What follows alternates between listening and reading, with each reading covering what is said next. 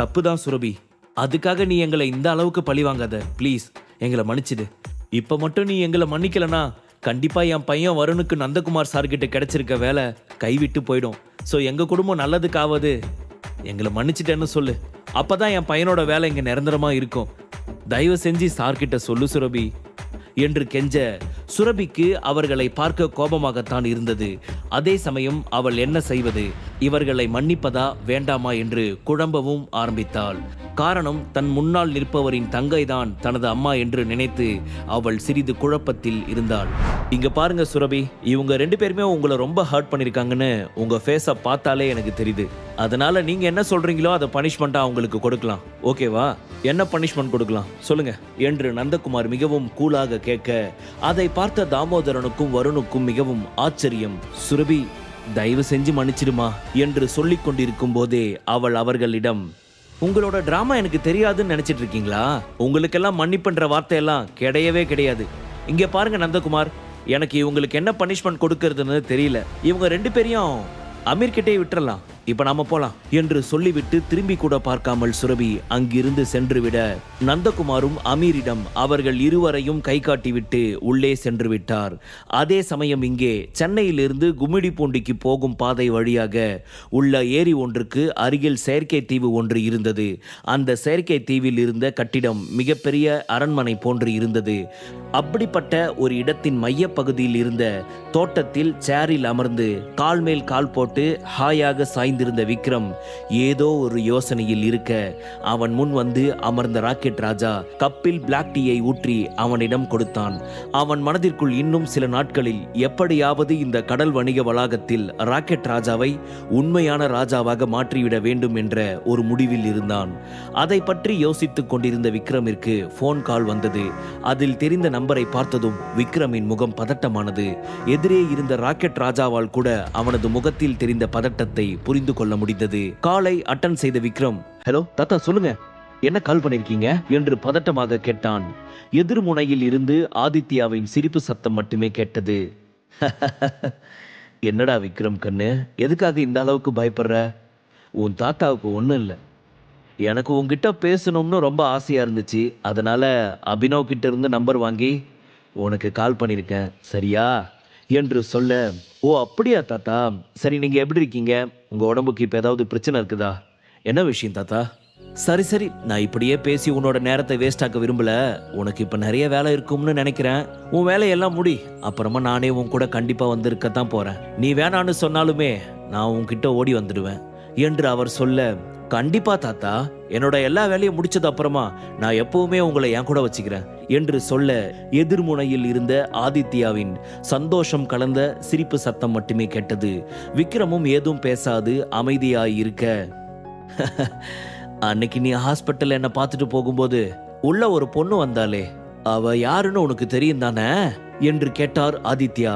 தெரியும் தாத்தா, ஆரம்பத்துல நான் அது யாருன்னு தெரியாம தான் இருந்தேன். எனக்கு ரொம்ப நல்லா ஞாபகம் இருக்கு தாத்தா. ஆனா அவளை பார்த்தப்போ நான் ஏன் இதை மறந்துட்டேன்னு தான் எனக்கு தெரியல என்று சொல்ல, அவர் சிரித்து கொண்டே, இப்போ உன்னை பார்க்கறதுக்காக சென்னை வரேன்னு சொல்லியிருக்கா. இந்நேரம் ஃப்ளைட் ஏறியிருப்பான்னு நினைக்கிறேன்.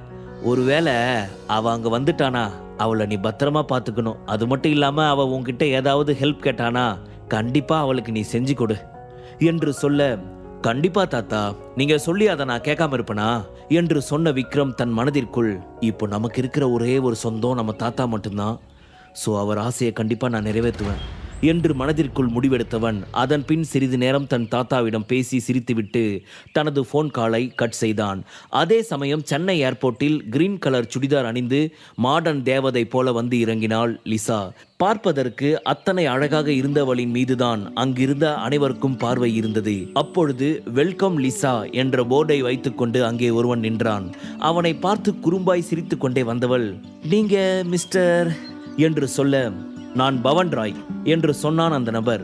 ஓ நீங்க தானா அது, வாங்க வாங்க உடனே கிளம்பலாம் என்று லிசா அவசரப்படுத்த, ஆமா எங்க போகணும் என்று அவன் கேட்க, லிசா தான் வந்திருக்கும் விஷயத்தை பற்றி சொல்ல விருப்பம் இல்லாமல், அதை நான் இனிமே தான் முடிவு பண்ணணும், நீங்க காரை மட்டும் எடுத்தா போதும் என்று சொல்ல அவனுக்கு தான் அது சிறிது இன்சல்ட்டிங்காக இருந்தது.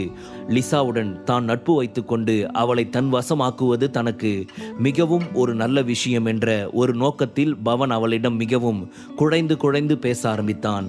ஆனால் அவளோ எதையும் கண்டு கொள்ளாது தனது மொபைலை எடுத்து விக்ரமிற்கு கால் செய்தாள். தாத்தாவிடம் அடித்து பிடித்து அவரிடம் 2 நாட்களாக போராடி எப்படியோ ஒரு வழியாக விக்ரமின் நம்பரை வாங்கியவள் அந்த நம்பரை தன் மனதில் பதிய வைத்திருந்தாள். அந்த நம்பருக்கு தான் இப்பொழுது கால் செய்து, ஹலோ விக்ரம் என்று சிறிது பயந்த குரலில் கேட்க, எதிர்முனையில் இருந்து, ஆமா நான் விக்ரம் தான் பேசுறேன் என்று சொன்னதும் அப்பொழுதுதான் அவளுக்குள் இருந்த பயம் நீங்கி சந்தோஷம் பரவியது. விக்ரம், நான் உன்னை பார்க்கறதுக்காக சென்னை வந்திருக்கேன், நீ எங்க இருக்குன்னு சொன்னா நான் வந்து உன்னை பார்ப்பேன் என்று அவள் சொல்ல, அதுக்கு அவசியமே இல்லை, ஏதாவது ஒரு ஹோட்டல் ரூம் புக் பண்ணி அங்கேயே இரு, நானே வந்து உன்னை பார்க்குறேன் என்று சொல்லிவிட்டு போனை கட் செய்தான் விக்ரம். அவன் தன்னை மீட் செய்ய வருகிறான் என்று சொன்னதை கேட்டதுமே லிசாவிற்கு அத்தனை ஒரு சந்தோஷம்.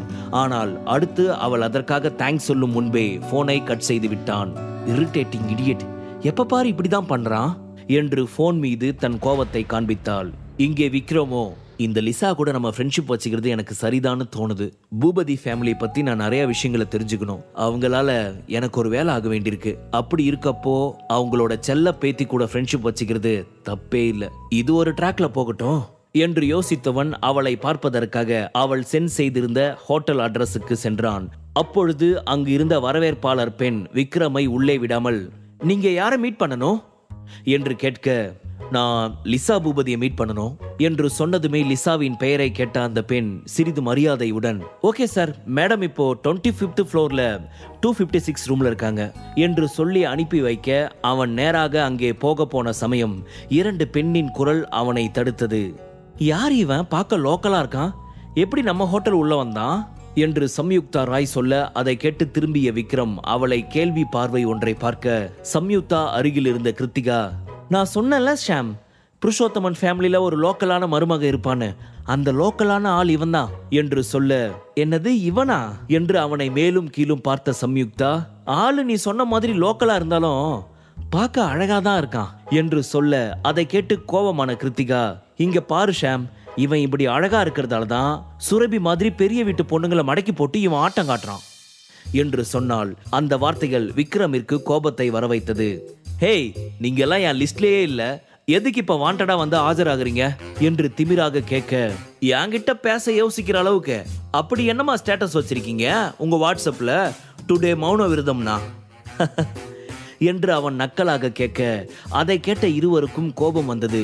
ஹே மிஸ்டர், இந்த கவுண்டர் விடுற வேலையெல்லாம் இங்க வேணாம் என்று கிருத்திகா சொல்ல, அப்போ உன்னை அன்னைக்கு செமத்தியா கவனிச்ச ஸ்டீஃபன் கிங் இடத்துக்கு அனுப்பட்டுமா, அது உனக்கு ஓகேவா கீர்த்துமா என்று அவள் அடிவாக்கியத்தை சொல்லி காட்ட, அது அவளுக்கு அசிங்கமாக இருந்தது.